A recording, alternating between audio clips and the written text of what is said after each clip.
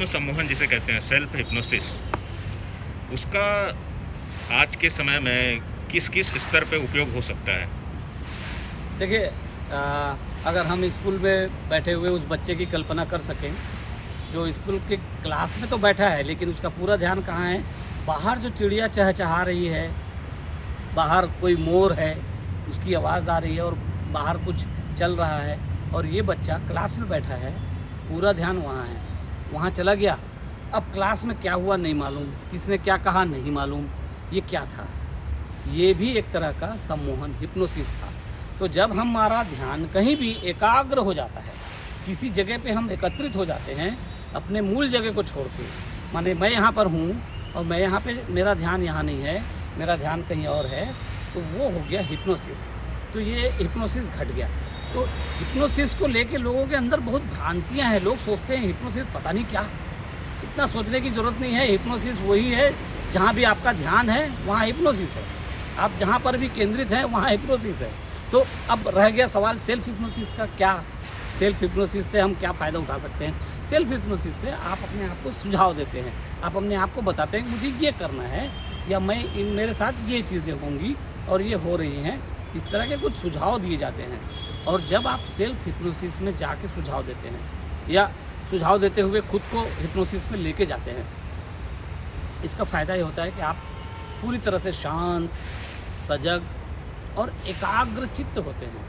कहना चाहिए कि आप वहाँ बस आप वहाँ उपस्थित होते हैं, लेकिन बाकी चीज़ें उपस्थित नहीं होती, सारा संसार गायब और सिर्फ आप मौजूद होते हैं। और उस घड़ी आपके भीतर, आपके मानसिक स्तर पे बहुत शक्तियाँ एकत्रित हो जाती हैं, आपकी क्षमताएं जाग जाती हैं। और ये देखा गया है, ये पूरा रिसर्च हो चुका है, कोई संदेह नहीं है कि उस स्टेज पे जब आकर आप कोई बात कहते हैं, आप किसी तरह का धारणा या कहना चाहिए आप किसी तरह मैनिफेस्ट करते हैं किन्हीं चीज़ों को, तो वो बहुत जल्दी आप कर सकते हैं।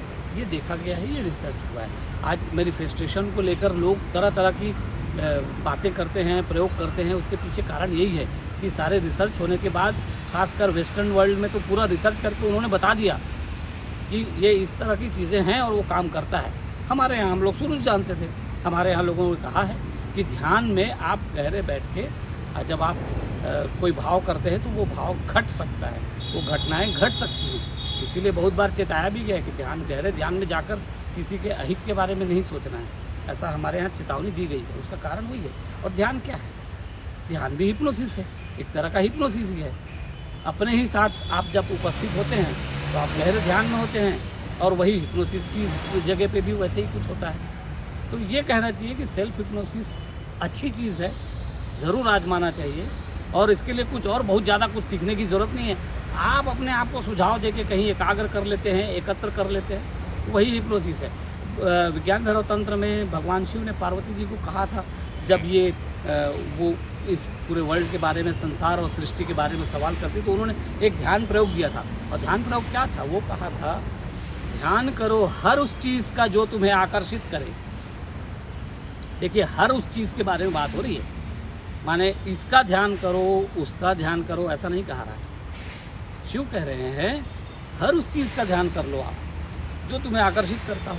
तो आपको क्या आकर्षित करता है? आपको आम का पेड़ आकर्षित करता है, उसका ध्यान करें। आपको कोई देवता अगर आकर्षित करते हैं, उसका ध्यान करें। कोई व्यक्ति आकर्षित करता है, उसके बारे में ध्यान करें।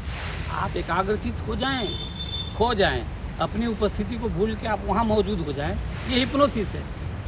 वो अगर जागरूकता के साथ अगर आप उसमें प्रयोग करते हैं तो आप बहुत सारी चीज़ों को मैनिफेस्ट कर सकते हैं। तो सवाल जागरूकता का है। आप, एक तो है कि खो जाएं, आप जाएं और बह जाएं, कहीं खो जाएं। एक है कि आप होशपूर्वक आप उस स्टेज पे पहुँचें और वहाँ पर आप जिन चीज़ों के प्रति आप आकर्षण अनुभव करते हैं उनको पाने का भाव करें।